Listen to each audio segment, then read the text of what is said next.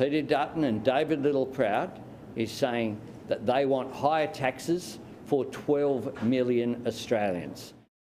Bit rough, isn't it, Justin? Him trying to put the pressure on the coalition now. He's the one who broke the promise. There are tax cuts there already legislated.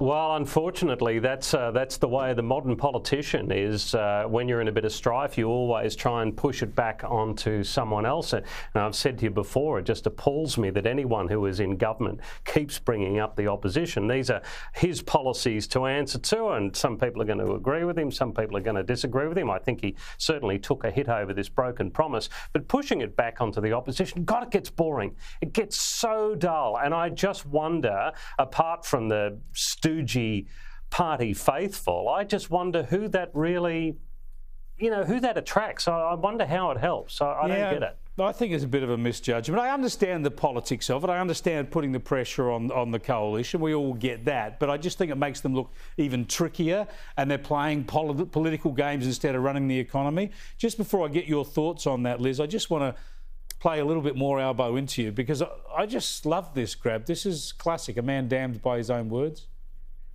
I've always been a man of my word, and I believe that when you go to an election and you make commitments, you should stick to them.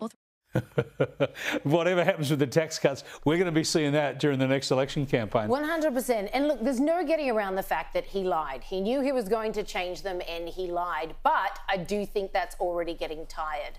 The point is, these guys are winning with this line of, well, this many millions of Australians are now better off. It's working. The Resolve polling yesterday showed 45% of Aussies are more than happy with it. And that sounds small when you say, oh, well, that's not the majority. But the other 55% was split up between three different questions. But some of them thought that no tax cut should go through.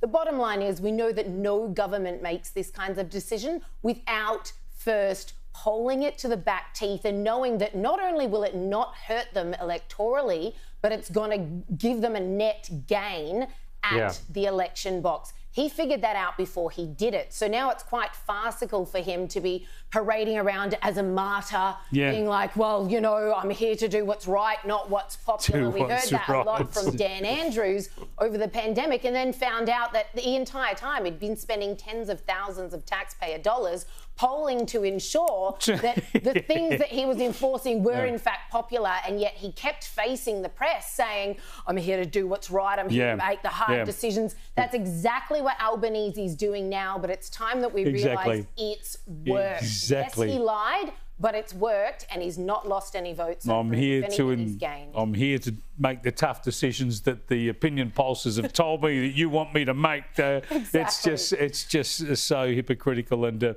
paradoxical.